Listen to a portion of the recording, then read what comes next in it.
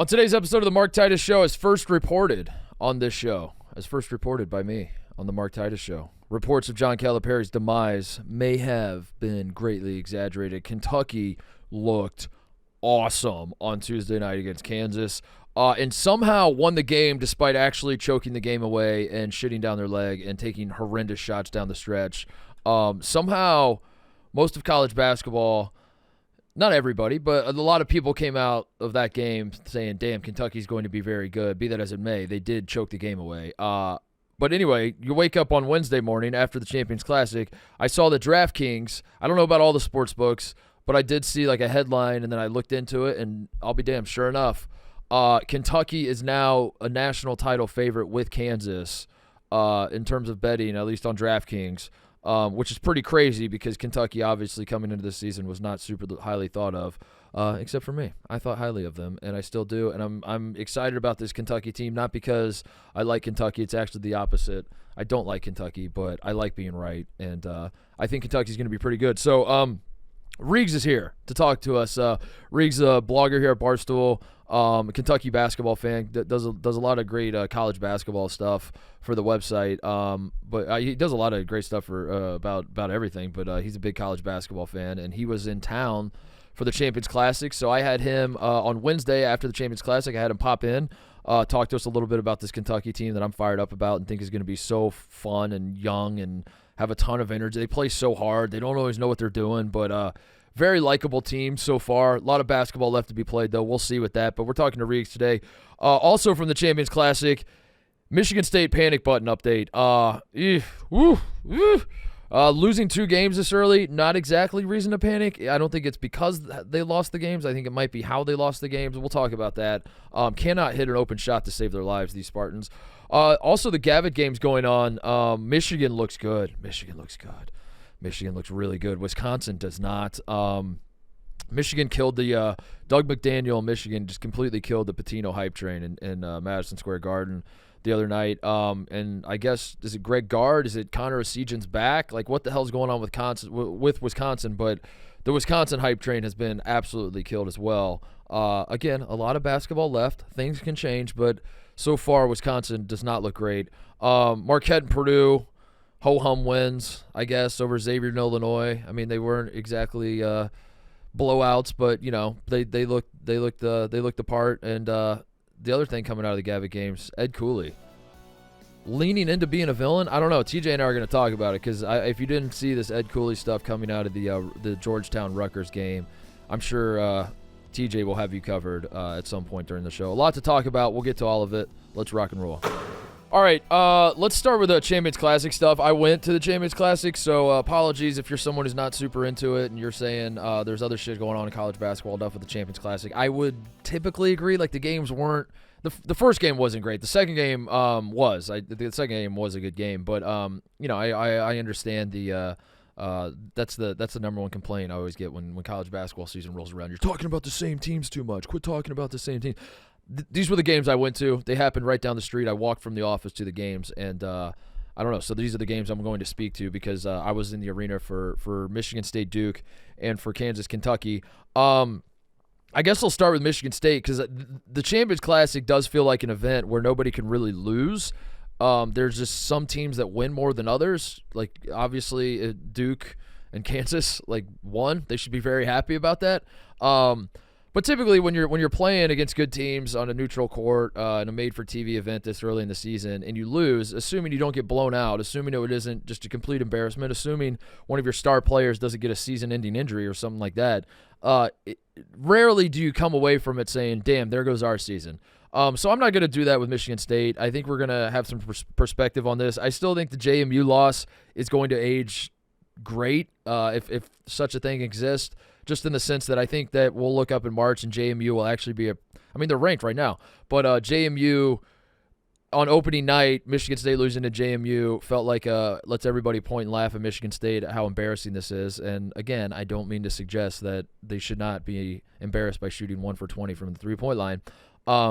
But I think JMU is going to win a lot of basketball games, and this is not going to be a situation. This isn't going to be like when Kentucky lost to Evansville, a couple years ago when Kentucky was ranked number 1. I don't think it's going to be that. And I certainly think this Duke team is going to be pretty good. So, Michigan State losing 2 out of the gate like this is not cause for concern per se. Now, the issue I have is that they simply do not make shots. They are allergic to making shots. They do not have any interest in making shots. Tyson Walker seems to be the only guy on the team that wants to make shots. And I have long said you have to make shots to win at this level of college basketball. Michigan State is trying to find a way to do that without making shots.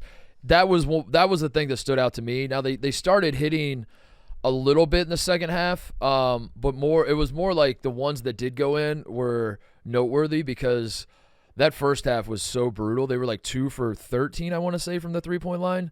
And they got some wide open looks. And could not make anything. And Xavier Booker, who I was really excited to see, and I was hoping he would get more burn because, frankly, he's an Indy guy, and I'll gas up anybody from Indy. But, he's a highly thought-of recruit, and Matty Sissoko stinks. Matty Sissoko's unplayable, and I hate that I have arrived at that conclusion. I want to like the kid. He plays very, very hard. I understand what Izzo sees in him. He plays his ass off. He goes after rebounds. He's a guy that you want to root for. He is just not good. He's not good. He's a detriment to the team, and it's driving me crazy. So like Xavier Booker gets in the game. I get excited about him. He immediately jacks up a 3 with the hand in his face that he misses, and I was like, well, fuck me. I guess this is just who the Michigan State Spartans are going to be this year.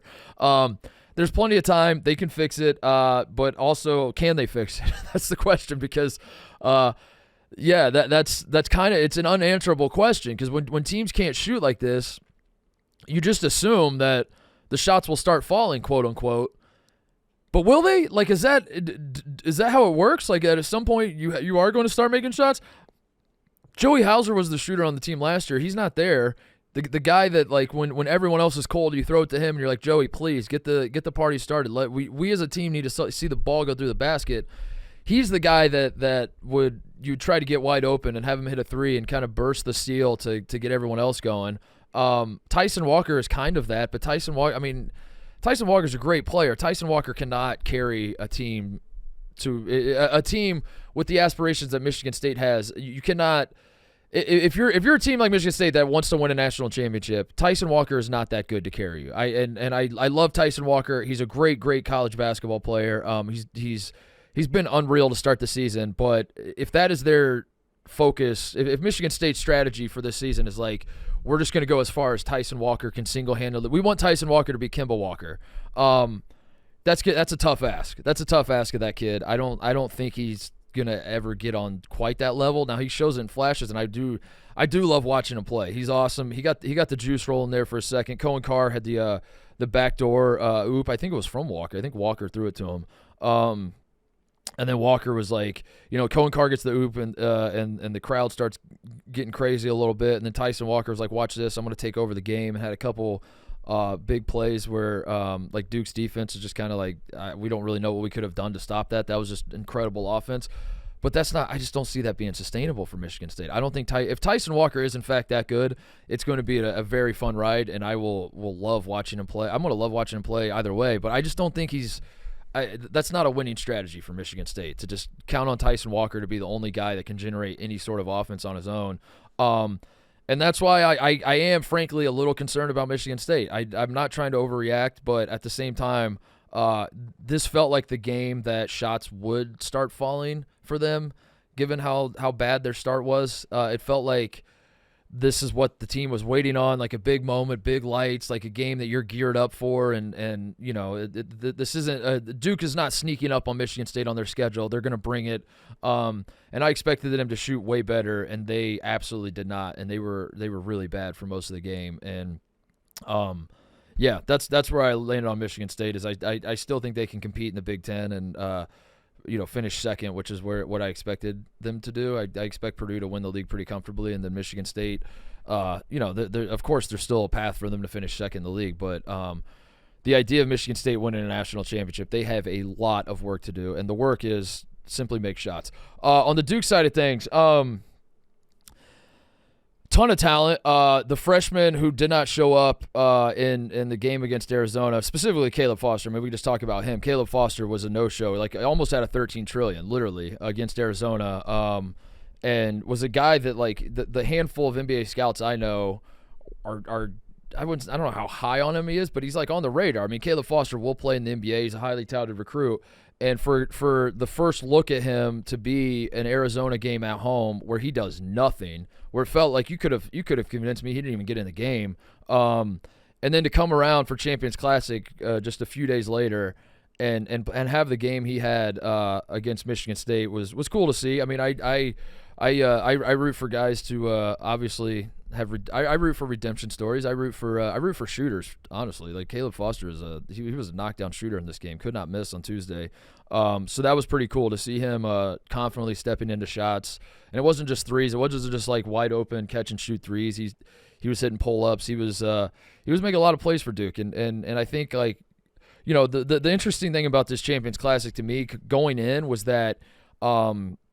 With the exception of Kentucky, but even Kentucky is Antonio Reeves, so maybe I walk this back. But like the faces of all these teams right now, Kentucky is probably Antonio Reeves. The freshmen are really good, but it's like probably Antonio Reeves, and Mitchell is kind of their, you know, I mean, I talked with Reags about it a little bit, but Mitchell's kind of their calming influence on the team.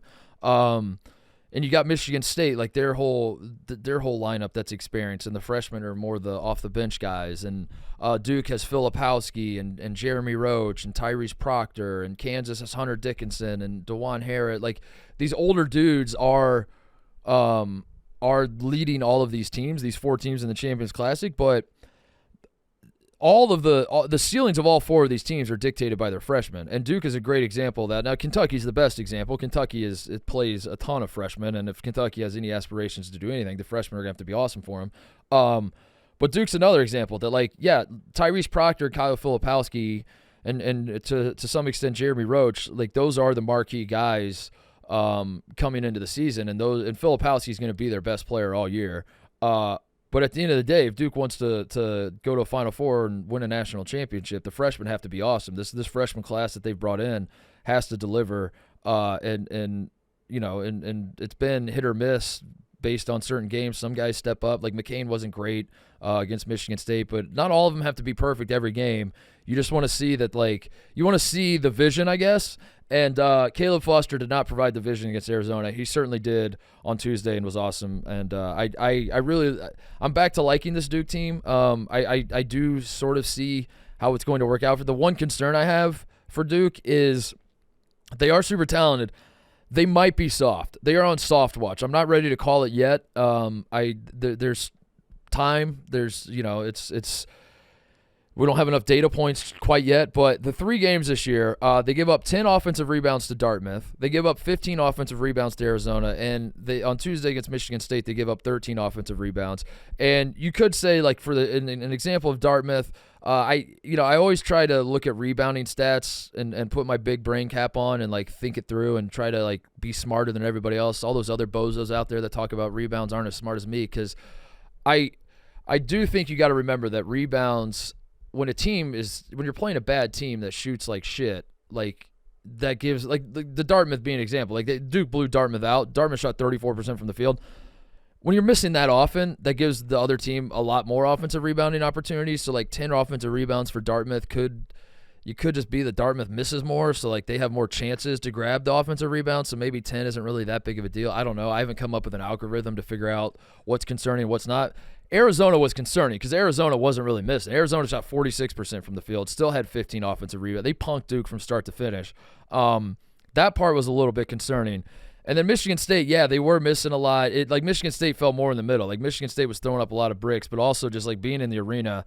That was the one thing Michigan State does well is they are tough and they are physical. They couldn't make a shot. They didn't seem particularly skilled at basketball, but they were far tougher than Duke in the game. So that's the one concern I have about Duke. That's the one thing I'm monitoring is how tough. And frankly, a lot of it has to do with last year, the way Tennessee just beat the shit out of them. I get that, but that matters. That stuff matters. To see Duke get punked by Tennessee in the tournament, you get bounced. I as I was watching, I was like, damn, this game's a little too physical. I think the refs could step in and clean it up a little bit, but be that as it may, that's what it was. And I like to think that Duke went into the offseason, realized we got to get tougher, we got to get stronger, we got to become some tough sons of bitches.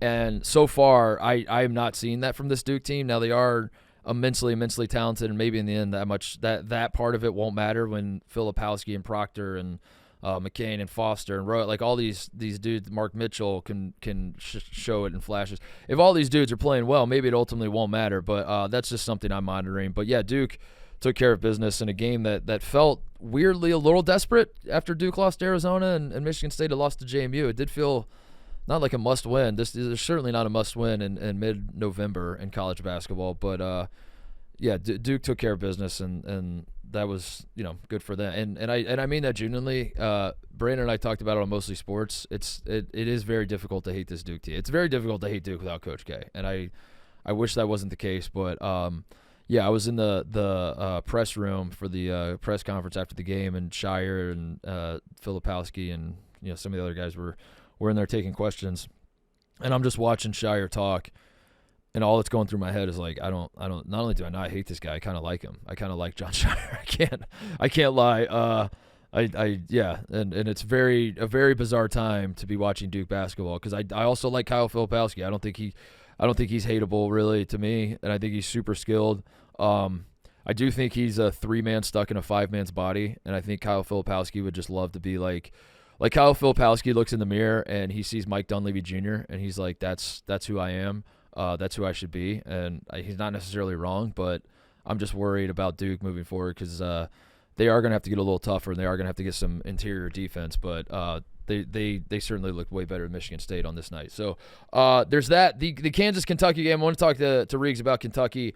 The Kansas part of it, I'm not, I'm not surprised Kansas won the game. I'm not surprised Hunter Dickinson. Like, my opinion on Kansas hasn't really changed. Kansas is going to win a ton of games. DeJuan Harris rules. He kind of won the game for him. I know Hunter had the 20-20 and McCullough had the triple-double. KJ Adams played well, but DeJuan Harris won the game for him, and that's going to happen throughout the season. That DeJuan Harris is one of the best point guards in college basketball. I think at this point most people realize that. Bill Self was campaigning hard every time he'd get a microphone in front of his face for the last couple of years. He tried to tell people, and I think we've all caught up to it, and we realized how good DeJuan Harris is. But yeah, there's still questions about Kansas explosiveness. There's still questions about like the top end talent that Kansas has.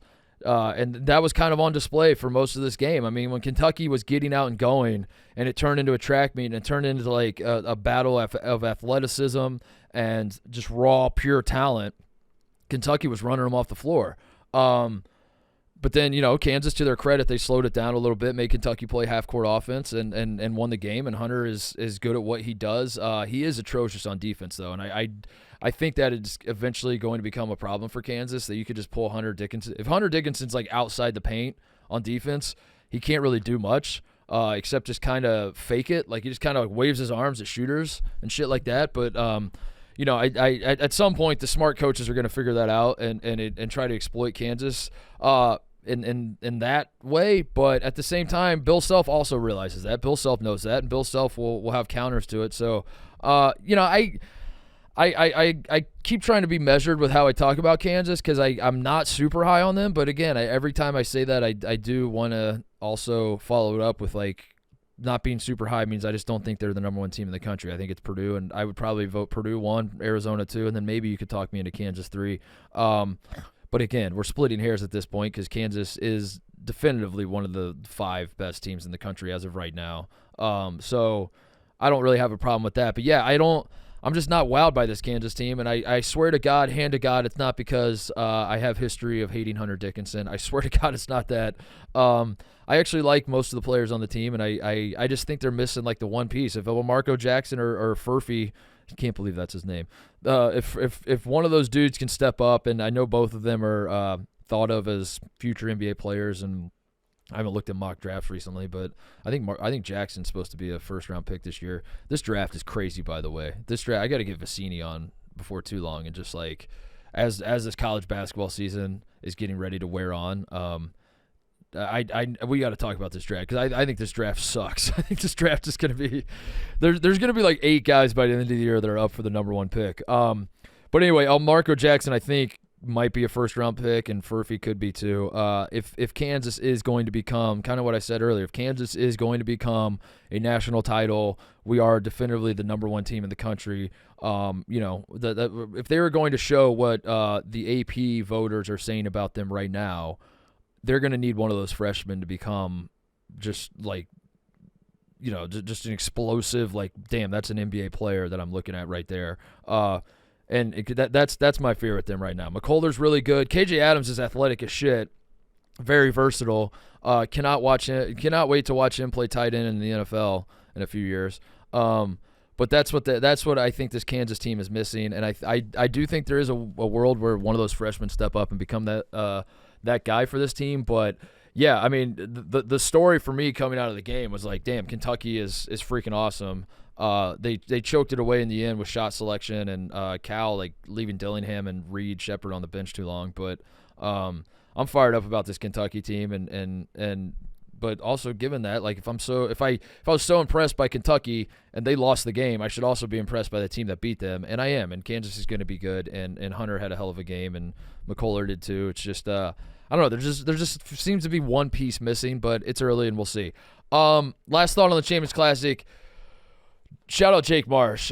Just watching Big J Jake work in the media room. TJ was a sight to behold.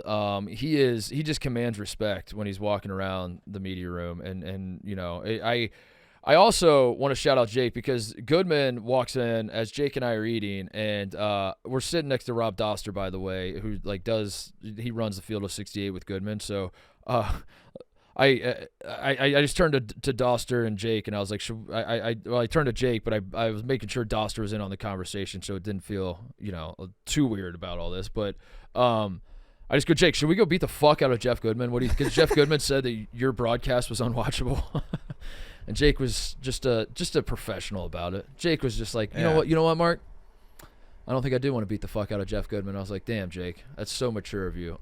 He's such a professional. He posts like a TikTok recap of the event. He was like getting giddy about the spread that they had in the media room. He's like, they had cookies and brownies. Yeah, watching him work the spread, watching him like thumb through like the pamphlets that you get of all the information, and just interacting with all the people that were recognizing him. He truly is he got dressed up for the occasion. I was gonna say even the difference in what you guys wore was like.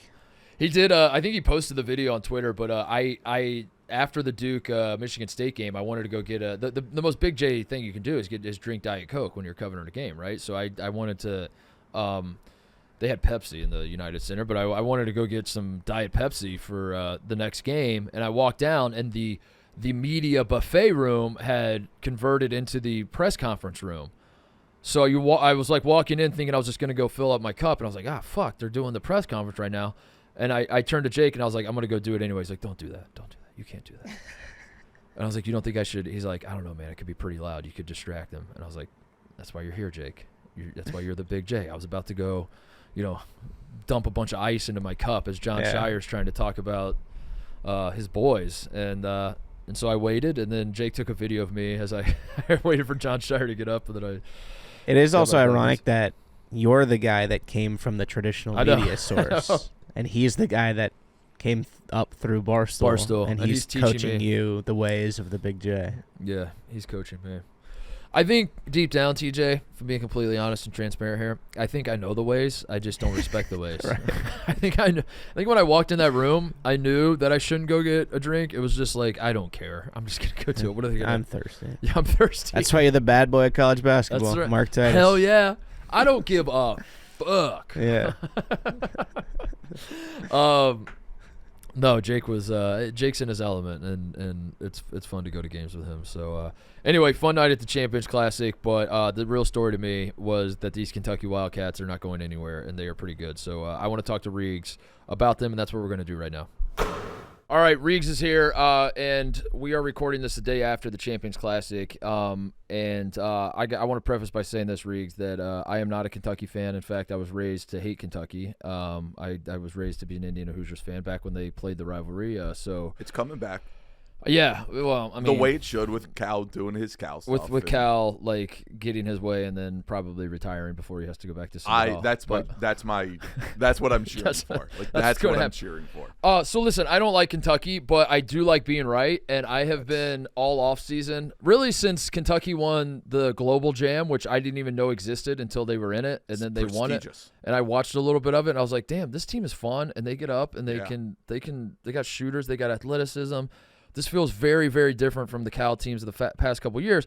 I have been going into the season thinking, like, damn, Kentucky's probably going to be top 10, top 5 to start the year. And then every single preseason magazine's like, 20th, something. Well, you can't win with freshmen anymore. Right. You can't win with freshmen. And everybody I've had on the show has been like, dude, you're crazy for being high on Kentucky. And listen, I know they lost to Kansas, but woke up this morning, saw the news that Kentucky is now the betting favorite to win the national championship. So I feel a little bit vindicated. I wanted you on the show because I just wanted to like talk about this Kentucky team and what makes them so likable and so much fun.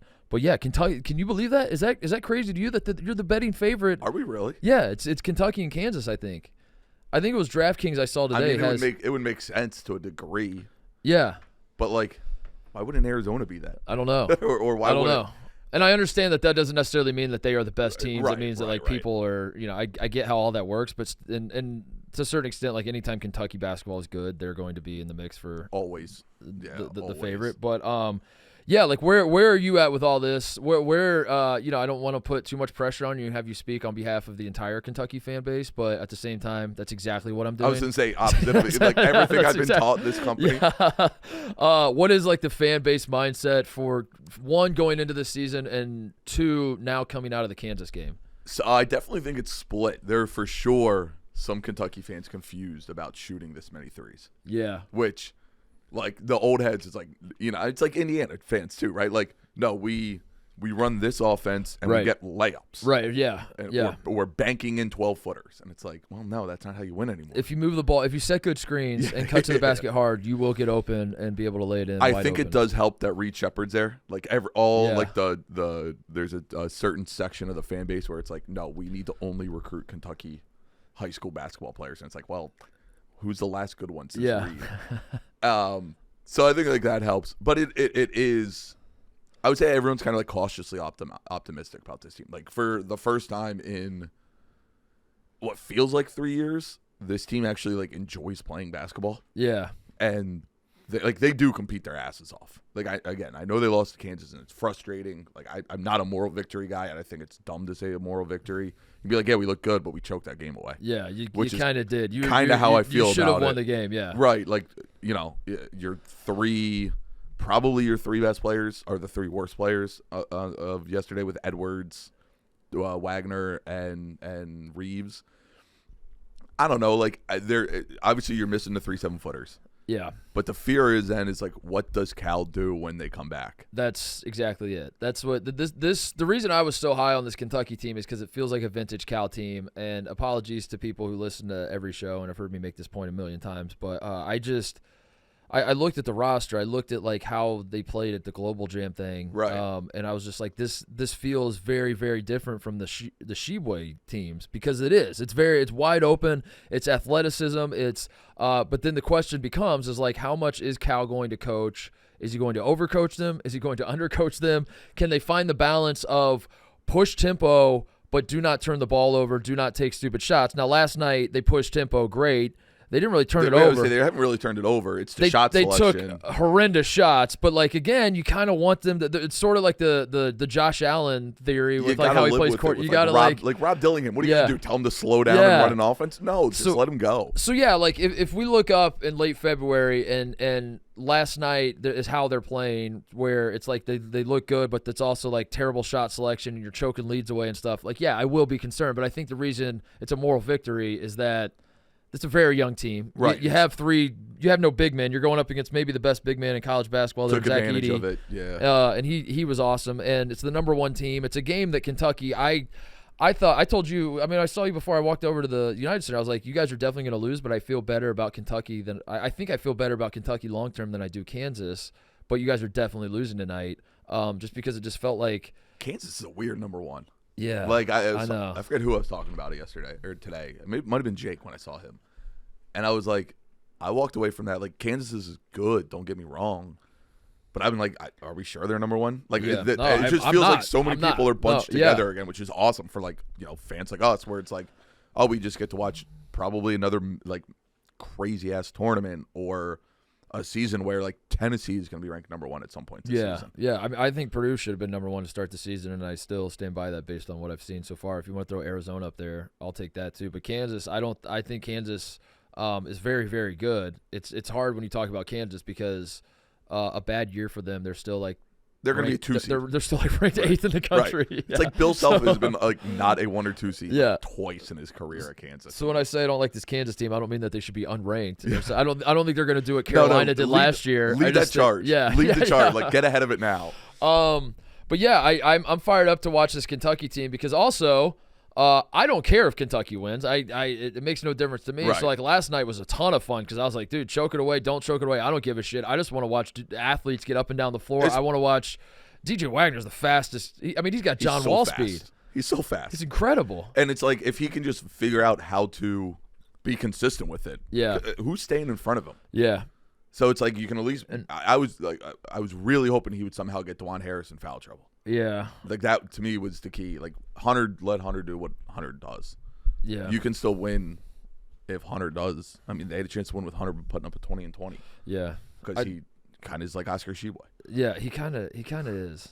Hunter, I don't know. I got to be careful when I talk about Hunter because he's obviously very good, but like he can't guard anybody. No, if you pull him out like beyond the charge circle, basically. Yeah. No, that's how Nova guard anybody. That's how Nova kicked his ass. Like they were just like, okay, we're running our 5-out offense. Have fun guarding Eric Dixon out on the 3-point line. But he does grab every rebound, and his highlight reel is so stupid, and I don't mean stupid as like cool, and I mean it as literally stupid. Like it just like him like tipping balls in like from like they fall down to his shoulder, and he just kind of like tips it and like he had that yesterday. And I was like, how the hell did that even go in? How many shots does he make where he doesn't even jump? Like, just shooting like 1940 style. Yeah, I will say this, he is good for college basketball.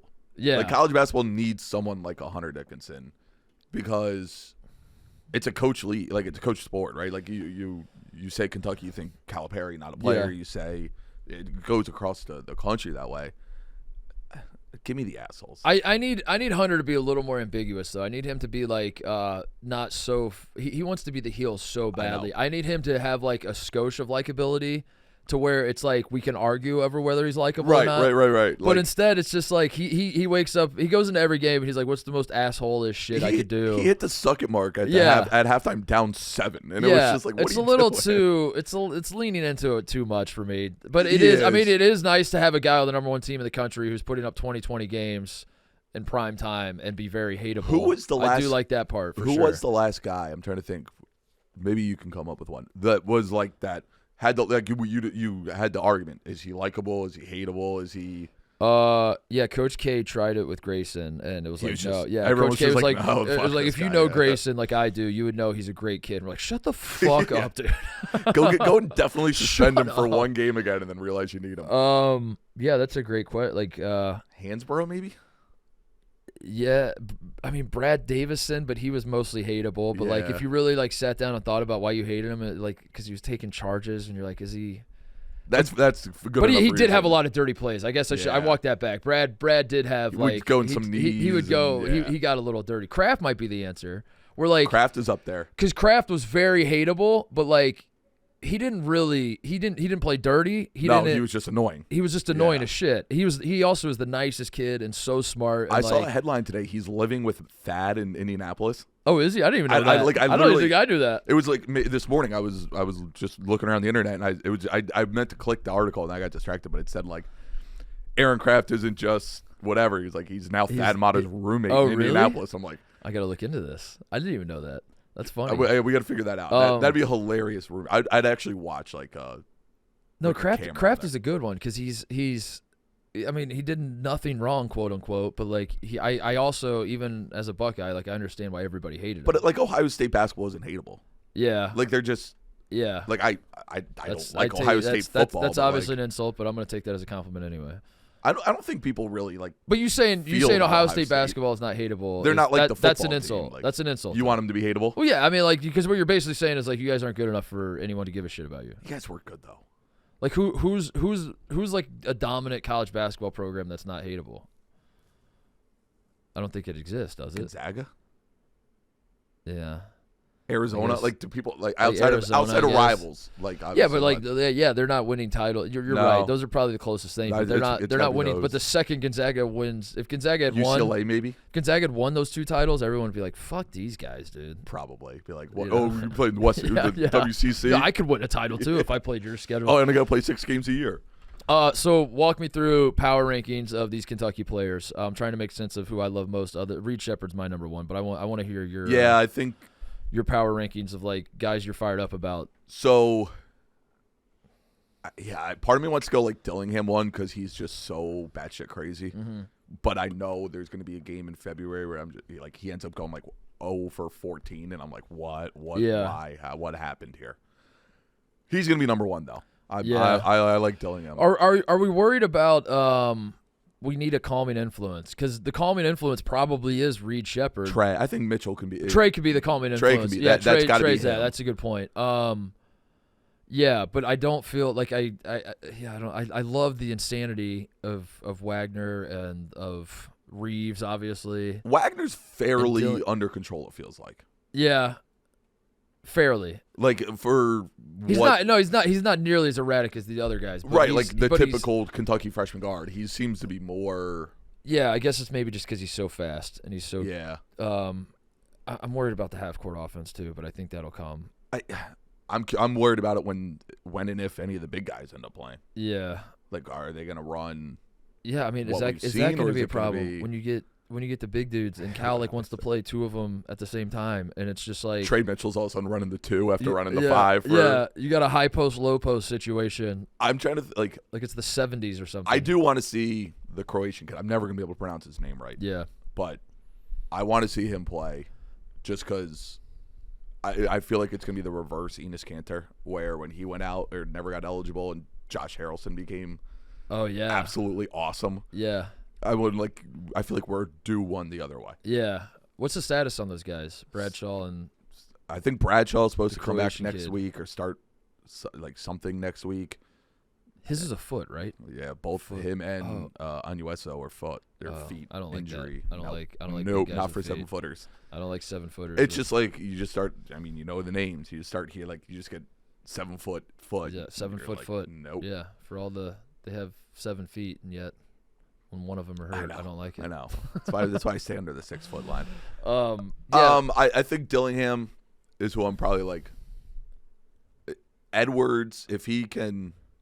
Edwards has the most potential, I think. Yeah, like Edwards. The if everybody can pan out to what their best case scenario would be, it's Edwards seems like he would. Yeah, but he was stinky, dude. Yeah, he just needs I hope he can somehow turn into like a Terrence Jones, Michael Kidd-Gilchrist hybrid. Yeah, like just because he should be awesome defensively. Yeah, like he's just so long and everything, but I don't know his shots.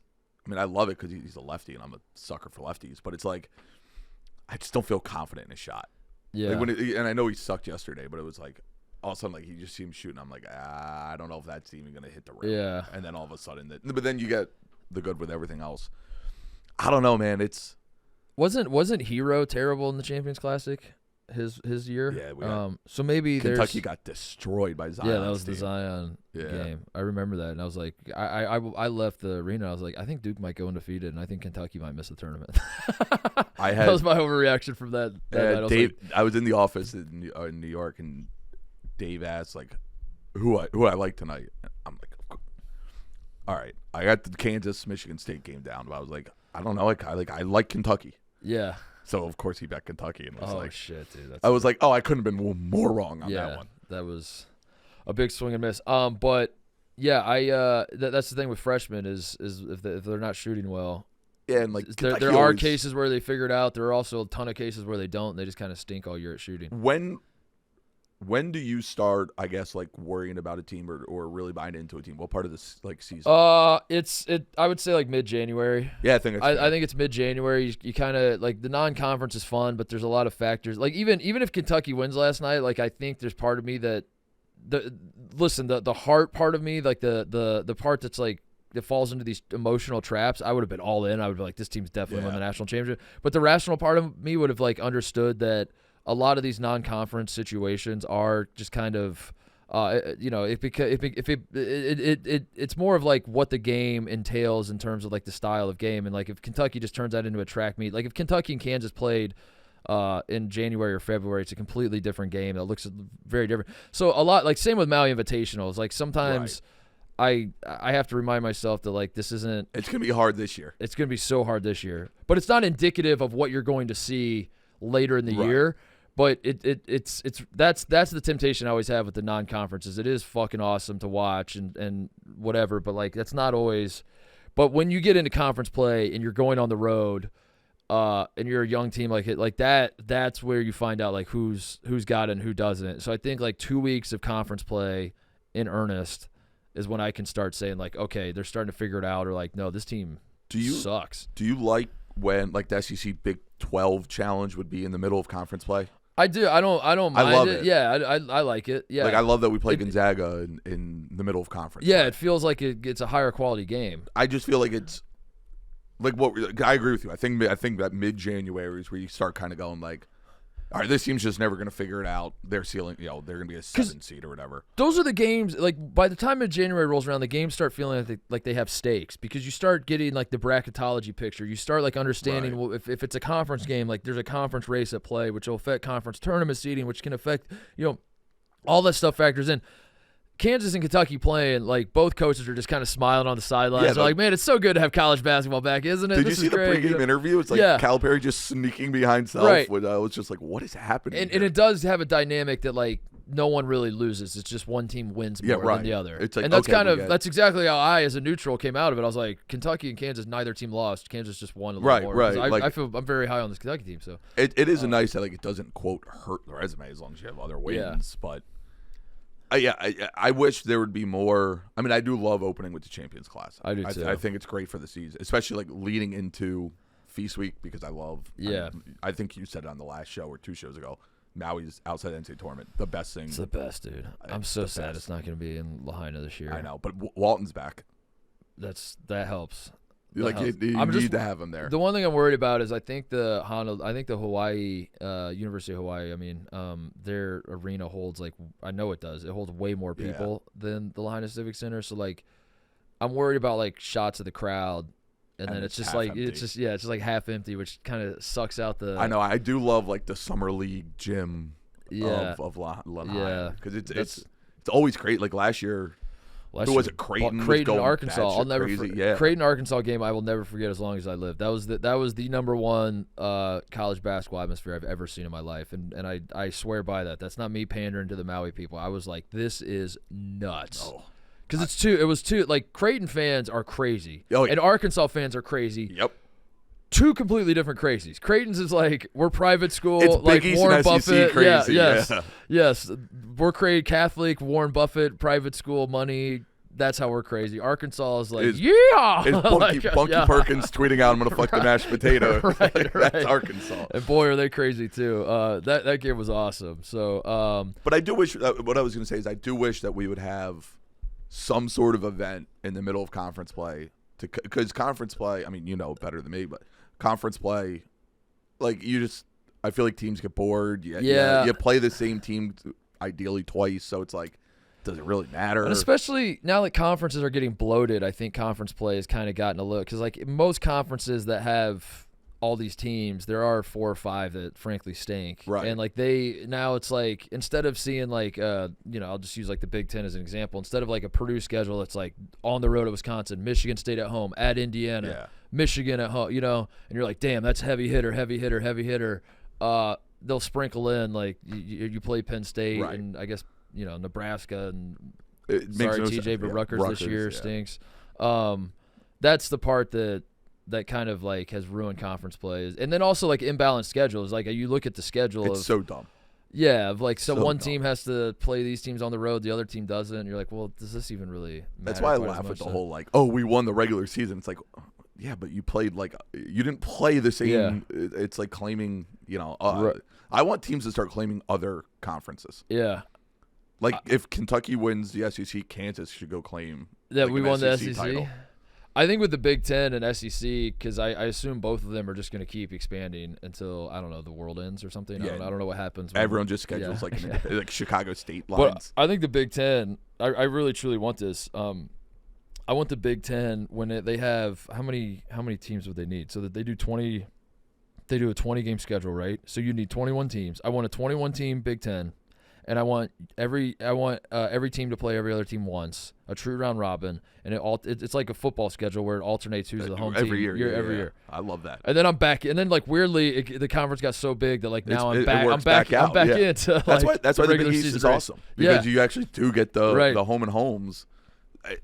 We're old. I miss old days. To your point, I do like the event in the middle of conference season because it also it starts to get a little self-referential where it's like I think this Kentucky team is good because they beat Arkansas, right? And Arkansas is good because they beat Tennessee. Now I think this Tennessee team is good because they beat Kentucky, and then you're like, well, wait, that just kind of and then Alabama has a weird win. And then Alabama beat one of the. So you need like an outsider to step in and then to see how they stack up against. There needs to be like like the old bracket busters where they you didn't know who you were playing. We need that for high major. Like that's right. We know these teams are going to be in the tournament. Yeah. Let's get a little taste. Let's have let's have TCU play UCLA. You're right. Yeah. Something like that. That would be awesome. Where it's like shit, make it a show. I just picture Southern Illinois on the Bracket Busters. I don't know why. That's like the first program I think of when I think of Bracket Busters. Like Southern Illinois is playing at Hinkle Fieldhouse. Or it's like I was thinking about that too with like the 24 hours. I just picture like Marist, Manhattan. Yeah. At 6 a.m. Yes, I don't know why, but it's always like Marist, Manhattan. It is Marist, Manhattan. John Calipari. Let's talk about him. It's been a tumultuous few years for him. How rational take. Yeah. This is level-headed. This is he's not on the hot seat. He's not getting fired. But like, how much pressure in general does he have this year? I would say a lot because of really the first Oscar team that lost to St. Peter's. Yeah. I mean, if you're 2 seed and you lose to St. Peter's, the COVID year, whatever, like, yeah, I'm fine just being like that. It's whatever, COVID year was the Maxi team, right? And no, I'm saying the team that won 9 games. Oh, like, the team that won the 21 year. Yeah. Like whatever. That's a tournament. Yeah, I got you. Like I do wish we got Tyrese Maxey in the NCAA tournament. That would have been awesome. He would have been a lot of fun. But you're a 2 seed, and the way that bracket broke eventually, where you could have been playing an 8 seed Carolina for a Final Four. That's tough. If he makes that Final Four, you live with the 6 seed. I love how you also did what everyone else did, which is just like go ahead and assume that you're going to be Purdue as well. Well, yeah, but I'm saying like if you just take what St. Peter's did and you're there, I know. No, I mean I love that Purdue team. I thought they underachieved, but it is weird. Like he has, I think, 2 shots away from not even being considered on the hot seat. Where the Luke May shot, I mean that felt like a 3-team like NCAA tournament between Kentucky, UNC, and Gonzaga. Right. So let's say Luke May doesn't make that shot. They're in. Okay, now you have a Final Four in 17, and then the collapse against Auburn in 19. Where I don't think you beat Virginia in the Final Four. But who knows? That's the importance of getting to Final Fours is just being there in general. The difference between an Elite Eight and Final Four is like the difference between an Elite Eight in the first round. Right. Like think about like what we think massive to people. Like we talked about it real quick earlier this week. Like imagine if Sean Miller just had one of those, or Arizona as a whole. Yeah. Like we went through it. If they had one of those and one more Final Four, we probably view them so much differently as a program than what we view Arizona now. You'd view the whole West Coast differently.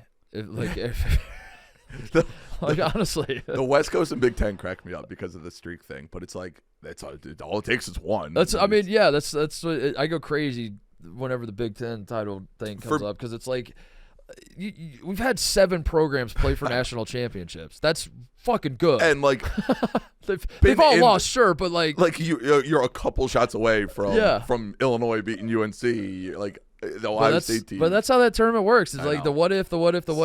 We can't operate in what if, baby. We're talking about the here and now. So what dumb. happened? It's so dumb. And what happened is Calipari lost to a 15 seed. I know. And then he lost to, last year I thought they were good though. Last year was. Yeah, I mean that Kansas State game was a back and forth. Again, if they get to Sweet 16, it's a little more alleviated this year. Yeah, but it I don't know. The rational fan of me, it's like, yeah, I care about NCAA tournament runs. That's what Kentucky, like those major programs, are based on. Yeah, I'm sick of watching the old offense, getting in your own way, and then like losing those big games where you're like 1-9 against.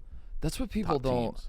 I think everyone pretends like it's the NCAA tournament is all that matters, but really, and this sounds insane, but I think if you really like sit down and think about I'm talking to you. When I say you, I mean like everyone listening as well. Your experience as a sports fan, you really do care more about the journey than the destination. Like if the season is a ton of fun, now you can't get upset to 15 seeds. I don't mean like that. Right.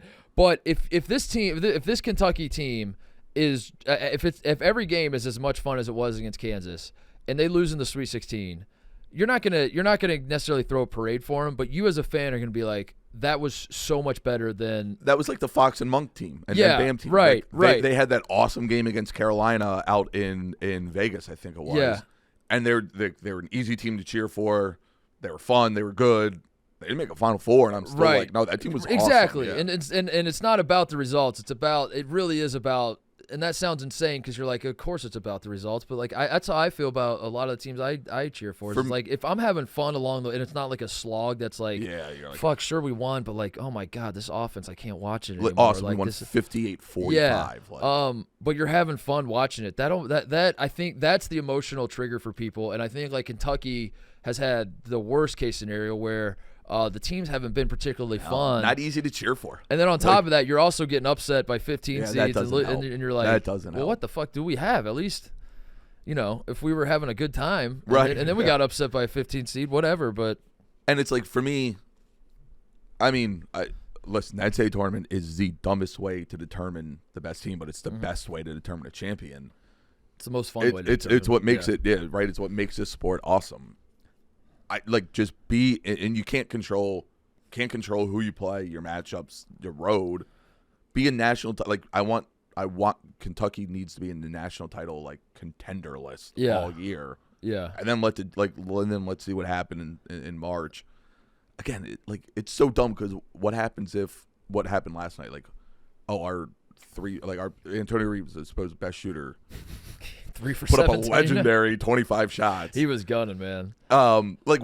What's Cal supposed to do in that scenario where it's like, well, you're yelling at him a year ago to shoot the ball. He's shooting the ball. It ain't going in. Like, what are you supposed Reeves to do and here? Dillingham, especially, every time they shoot, and it does not cross their mind that they could possibly miss the shot, at all. No. It's like there's no. They're going up to shoot, and they're like, I've ran every scenario through my head, and in all 1 million of them, the ball goes in, and then they miss, and they're like, what the fuck? How'd that I was guarded. Rob Dillingham. I really enjoy watching him play. There's not same with Reeves. There's not one bad shot in their mind. I think they get mad like that. Caitlin Clark has the greenest of green lights. They're like, no. Yeah, watch this. Give me some of that. Yeah, I don't know. I'm fired up to see what this team can be. It'll be an interesting I don't know. year. They do a lot of stuff to work on. I mean, I do think half-court offense will be an issue. I am curious. It's a big year for Cal in that regard, and I'm trying not to do too much shit because I know that that's what happens when you talk about John Calipari and whatever. But I do think it is. But like this is, in talking about how high I am on this team, I have been saying that like if Cal fucks this up. I think I am over him, and I think I'm done with him. I'm getting close. Because the last few years have not been John Calipari teams, and I think the world around him, the college basketball world around him, like influenced him in a way where he's like, I got to go away from this. This is like Krzyzewski going to one and done. Right, yeah, this exactly. This is Krzyzewski going to one and done. Yeah. Was John Calipari being like, wait a minute. Let me go get I can have 4 guys that can shoot the ball on the court at one time, you're telling me? Like, right. It's probably blowing his mind that he can do this. Yeah. But I just feel like this is a vintage Cal team. This is like how he made just his needs name. a rim protector. He needs the rim protector. The guys come back. This just feels like that. And so with that being said, I understand how the last couple years have not gone well because like Calipari was kind of trying to get older. Trying some shit. He was just trying some new shit. We're back to what made him him. Yeah. And if he fucks this up, then the game is officially passed him by. Yeah, because it's like, so there is a civil war like in Kentucky. You're either John Calipari is the head coach or you are fired John Calipari. And there is no like, there's no in between. And listen, you got to dig. And I'm more on like, hey, like Cal's fine. Like he's been a good coach for a large part of his life for a reason. But I'm also like, and also like right now, who are you going to hire? Yeah, that is better. Like you can't say like I'm Brad Stevens. It's like no. Yeah. You think Brad's like how many times are we going to do this game? And it's like Billy Donovan. Like why would we hire Billy Donovan? Right. Like I said, that Billy Donovan thing pissed me off. Who are they going to hire though? Cal, because Cal's retired so he doesn't have to go back to Assembly Hall. We know that. I hope he retires like one day before it too. Like start coaching the season, like tell everyone privately, and then like the day of the game, like, "Hey guys, I'm out." Or he just like doesn't go to the game. He's just like, a personal matter came up. Sends in an assistant for the hell of it. Like to me, like I would love if you move on from Cal. I think Scott Drew. You try to go after. Maybe you try to poach Tommy Lloyd. Yeah.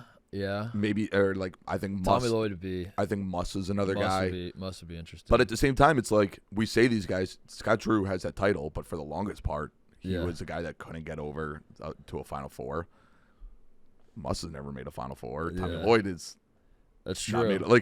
So everyone keeps screaming about it, and I'm like, wait, the things you're getting pissed off about with Calipari, right?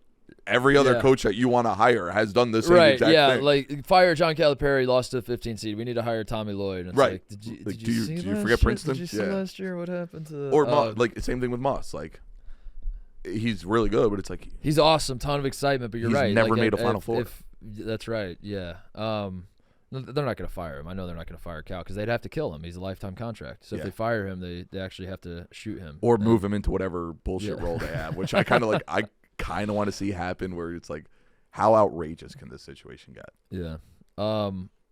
He might retire though. I think that's definitely plausible. And I love coaching carousel. I just hope Kentucky doesn't do what all these other schools are doing, what Louisville did with Kenny Payne and what Duke did with it. I like Shire and I like Hubert Davis and I like all these guys, but it's like it's boring when it's like boring when you just hire like the guy who played here. I know. If it's the guy who played here, make it a Penny Hardaway or a Juwan Howard or Patrick Ewing. I'm trying to think like who would be the funniest person like in that role now. Like who is a player that would come back? A Kentucky player that not even Kentucky, just like in college for college basketball, I should say. Marshall Henderson at Ole Miss. He is a graduate. He was like a graduate assistant or whatever. Yeah, he was. That's what I thought. He's got it on the resume. They hired Marshall. That would be awesome. Yeah, that would be awesome. Chris Beard. One time rumored to get hired at Kentucky. Like I know. That's the other thing. It's like all these guys. It's like we talked about like Holtman would have gone to Kentucky. I don't think Kentucky. But it's like now, Kentucky fans were like dying for Holtman, and now it's like okay, well, are you still dying for this guy, or are you dying for this guy? And it's like I don't know. It'll be interesting. I'm looking forward to the year. I think they'll be fine. You got to get your big guys healthy and on the floor. I think Cal realizes he needed to adjust. What's the schedule looking like? It's an interesting schedule this year. We have Miami. Like, what are you guys doing for Feast Week? We don't ever do anything. Really? Cal hates tournaments. We played in Maui in 2011. That was like the last time we did anything. You never go. You don't go to like the Bahamas sucks. or to. I wish. I guess I never really paid that much attention to that. Actually, part of me likes it because like I'm just such a college basketball fan that I was like, no, I just want to enjoy the Maui Invitational without having to sweat out my team. I went last year when Ohio State was there, and it was. I explained it like my wife and my mistress meeting. Yeah, right. Like it was very weird. I want to enjoy Creighton, Arkansas, without being like, oh shit, we play the winner of this. Yeah, right. Instead of scouting, you're just in the moment. So they have Miami. They have obviously the Louisville game. They have I think Ohio State. We play you guys CBS. in the CBS. I think I'm going to that. It's in you? Atlanta. Down in Atlanta? Yeah, in December. Yeah, it's always like the week before Christmas. I'll be honest with you, I never pay attention to who we're playing until like I get there. I always forget because I remember like the 1 year it changed. We were supposed to play That's Carolina, right. and we ended up playing That's Ohio right. State or something, or vice versa. Why did that happen? It was COVID, right? It was COVID. But what was the logic? I think like the other two teams couldn't or something. I don't know. I think they were like, Kentucky's already out here. Like we'll just have you play. Yeah, you guys. Who else do we have in the non-conference? We have like a decent non-conference. It's Gonzaga later in the year. I think we play someone else from the Big 12. I'm blanking. Yeah. But I like Cal's smart about it. We have to go to Penn. Which really? Or we're playing in Wells Fargo, I guess. But Penn we're playing Penn up there. Beat Nova, Penn just beat Nova. So like Cal's kind of smart about it, where he knows how to game the system with that sort of stuff. Yeah. So I don't know. Like to me, it's like win the majority of those games. Like you already have the loss to Kansas. You better beat Miami. Yeah. You do. I mean, they do have to. Again, it's early, so I'm not. It's whatever. But also, at some point, you do have to. All of a sudden, it's like, you're 1-4 and against the big guys, and right. And you also beat Louisville. Like, you can't choke away every big game and say, yeah, but we look so good. Like just wait till March. At some point, you're gonna. We kicked New Mexico State's ass. Yeah, that doesn't matter. Yeah, I'm fired up. It's fun to have Kentucky be not just good. No, it's fun to have Kentucky be fun because like Kentucky, that's why I think I'm fired up about this. And again, I don't like Kentucky basketball. I do hope I would be totally fine with you guys losing to a 16 seed in the first game, but I like schools being on brand, and this team feels like an on-brand Kentucky basketball team, and it feels more familiar. In the last few years, even for me as a Kentucky hater, it's been confusing. So I'm excited because you have to watch them on TV all the time. Yeah, like exactly. we're always on. Exactly. So it's like the last thing you want to watch is just a terrible That's exactly slugfest. it. And we're back in, and I'm fired up about it. Kentucky basketball really is like Ohio State football, by the way. I feel like it's like the exact same. They're very similar. I feel like it's the same. From like the fandom standpoint to like you feel like you've gotten passed by some programs because of like titles in the 2000s. You're always in the mix, but you haven't you're like, no, we're like one of the best programs, and everyone's like, yeah, you haven't won a title in a little bit. And you're like, has it been that long? I didn't think it was that long, like, was it? 2012, like shit. Like I hear we've had the #1 team how many times? I know. Like, well, we had that undefeated season. That was fun. Yeah. And like, I know that ended up with nothing. No matter when you lose, it's always like it's viewed as a choke job by everybody. Yeah, right. Like, what do you mean? Like, we lost where we were supposed to lose? Ohio State choked against Georgia last year in the playoffs. Yeah. And it's like, we were right there. Yeah. But at the same time, you're not wrong. We kind of did choke, but also it's like It's like, the 8 seed Kentucky choked against the 7 seed UConn. It's I don't know, man. Like, they are very similar. The fan, like, the sections of fan bases are very similar. Like there are probably a lot of overlap. Probably a lot of people that cheer for Kentucky basketball. They probably all live in Cincinnati. Like, they all live in Cincinnati. Cincinnati. They all live right in the middle of it. They love Ohio State football and Kentucky basketball. Reags, thanks for doing this, man. No problem, this was man.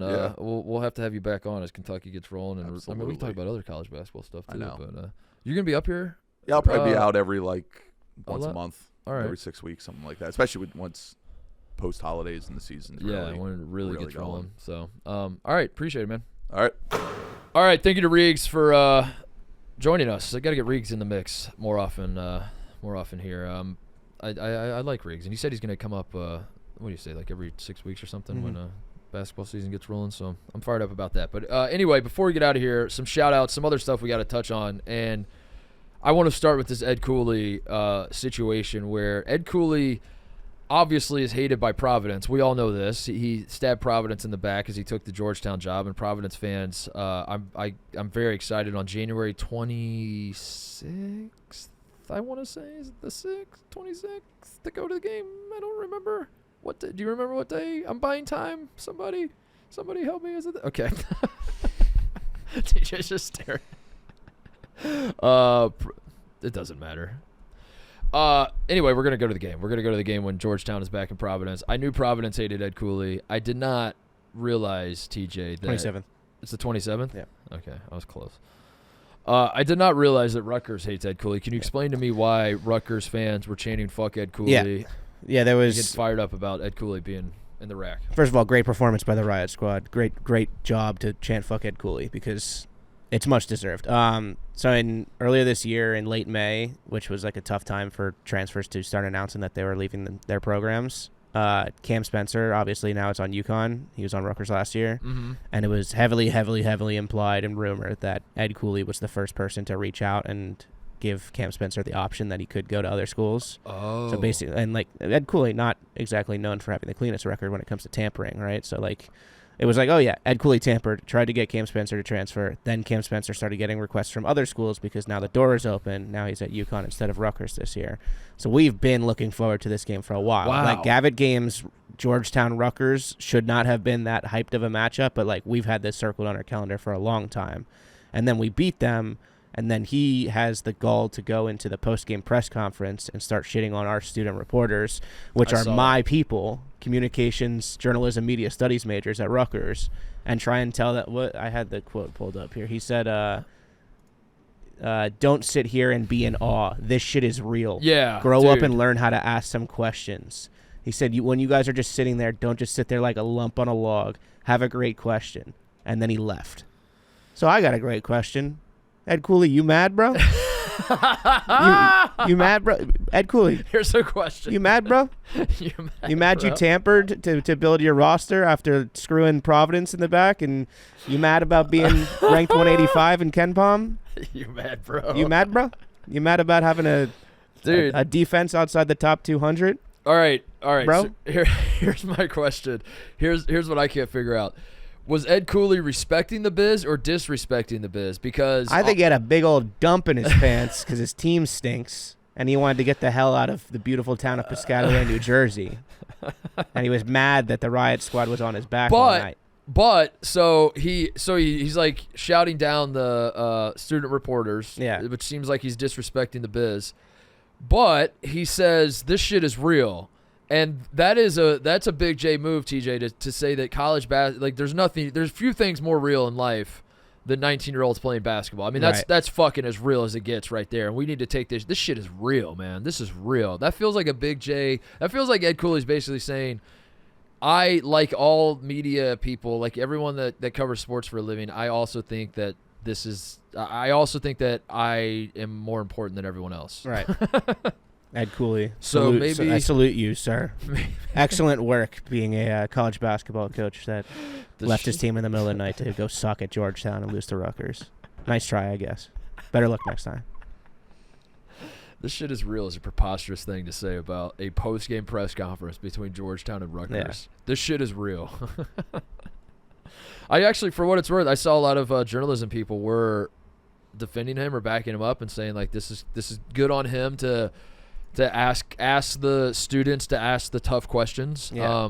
I did not see it this way. I agree with you. I saw it as Ed Cooley being a little emotional and just lashing out.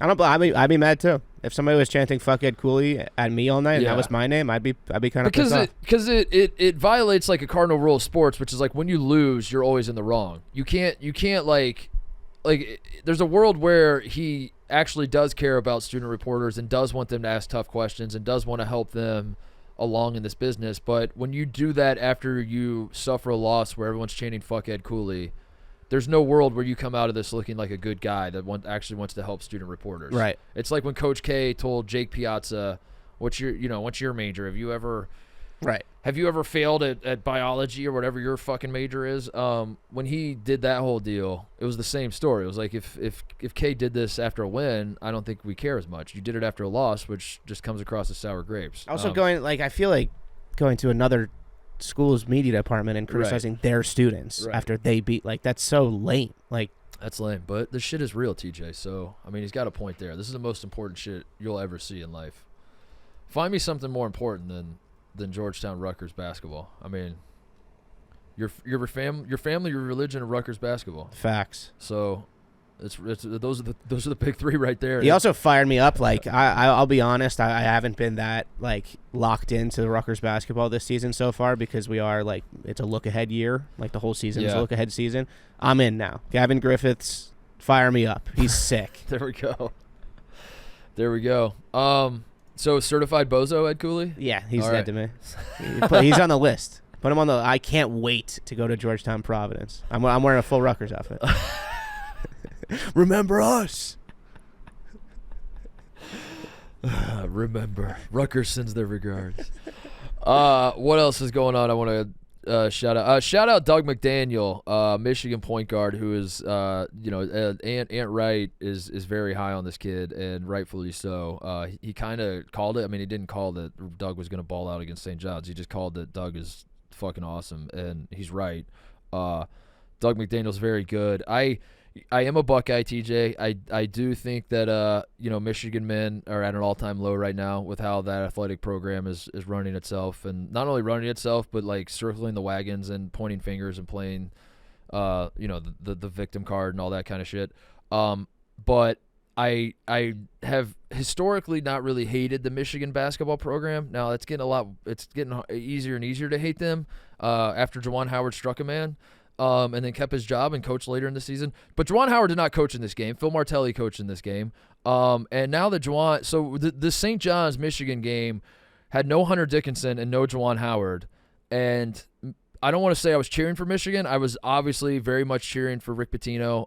The Pitino hype train I was fired up about has officially been derailed. I still think Pitino will matter in college basketball, but that whole fantasy I had about like there's a way – Rick Pitino could be Diet Dion, where like people can't stop talking about him. I feel like that might be done.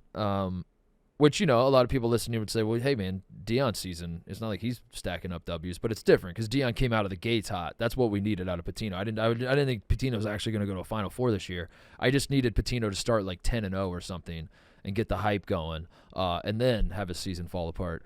But yeah, Michigan beat the fuck out of him, and yeah, I was not cheering for Michigan, but I got to be honest. Like I didn't hate them as much as people might expect me to, and I think Doug McDaniel is really, really good, and he's a guy that if you want to be smart on college basketball, buy your Doug McDaniel stock now, because I don't necessarily think the rest of the country's caught up to that yet. But he's going to be freaking awesome, and was awesome against St. John's. So shout out to him. I can't figure out what's going on. I didn't watch the Providence-Wisconsin game. I saw Wisconsin got smacked, and then I saw that Connor Essegian played 6 minutes against Providence. He played 11 minutes against Tennessee. He apparently got hurt in Wisconsin's first game, hurt his back. But I'm really confused as to, like, if your back is – I really struggle with that. It's like, if you're hurt, then don't play. And I'm not blaming this on – I'm not talking to Essegian. I'm talking to, like, the trainers, the coaches, whatever leads to this, where it's like, if you're going to put Connor Essegian on the floor – then let's play him more than 6 minutes. And if he can't go more than 6 minutes because his back hurts, then let's not play him at all. But it's really, really strange. Connor Essegian is had a great freshman year last year for Wisconsin. Wisconsin gets A.J. Storr to transfer in. People were really high on them, and A.J. Storr has been great for them, but everyone else has kind of sucked. And they look like a team. I mean, it really does look like you took A.J. Storr and just added him to a team that went to the NIT, and A.J. Storr is balling out. The rest of the guys look like an NIT team. I was counting on Connor Essegian to make a big leap and be more of a factor, and he is hurt. That's what, like, I don't want to diminish that. I just can't understand the calculus of, like, he's hurt, so he can't play a lot, but he can play. It's like, just don't fucking play him and go get his back healthy and get him, and when he comes back, have him be 100%. But, like, that's been really weird to me. I don't know. He played, because he got hurt in Wisconsin's first game. He played like 4 or 5 minutes, hurts his back. I don't even know if he went back in the game. But then he came and played against Tennessee, but then he only played 11 minutes. I don't know. He's a kid that should be getting like 25 minutes a game plus. I don't know what's going on there. I don't know. So I'm in wait and see mode with Wisconsin, but they are doo-doo stinky pants right now. They are just they are not playing great basketball. It is doo-doo stinky pants city in Madison right now. And Greg Gard is I mean, if they play like they did against Providence regularly, I don't know if Greg Gard makes it through the end of the season. And I don't know if that's an exaggeration, because like the Wisconsin people, and it's not just Dan. It was like I got more Wisconsin fans in my life than Big Cat. Boy, they are fed up. They like this is supposed to be a big year. They're supposed to be not necessarily like national title good, but they're supposed to be back to Wisconsin basketball where they finish top 4 in the league and losing the Sweet 16 or something, And yikes, it is doo-doo stinky pants. What else? Purdue and Marquette, I said at the top of the show, big wins. Purdue at home against Xavier. Marquette goes to Illinois, and it was a good game, but Marquette just kind of imposed their will and was the better team and showed it in the end. This is setting up for an all-time Maui Invitational, by the way. I mean, this Maui Invitational is – I could not be more – this is the most anticipated Maui Invitational of my life. Purdue, Marquette, Kansas, Tennessee are all good enough to win a national championship. Full stop. All four of those schools are sitting here right now saying we expect to win the national championship. It's not that we hope we win the national championship. We expect to win the national championship. Now, they all four can't. That would, in fact, be unprecedented in college basketball, but that's where all their expectations are right now. Gonzaga's a good team. Not exactly, one of Mark Few's best teams, but again, like kind of what I've been saying about Kansas all along is like still not being one of Mark Few's best teams is still actually, as it turns out, a pretty good team. UCLA, Syracuse, Syracuse almost fucked it up against who were they playing? Colgate. They were down like 20 at one point and came back and won. Beat Colgate. That was going on Tuesday, right? We were trying. Jake had his laptop on Media Row and he was like trying to watch the Syracuse game, but he was having internet problems, so we were like loosely following it, but we couldn't really watch it. But I thought Colgate was going to win, and then Jake turned to me and he's like, "Oh, Syracuse came back and won." That's crazy.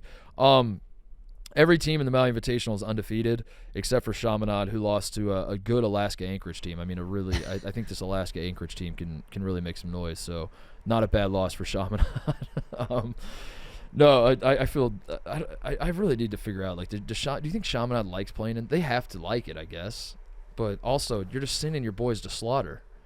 To just like lose by 80 to Kansas, but I don't know, maybe they do like it. Maybe it's nice to have a seat at the table.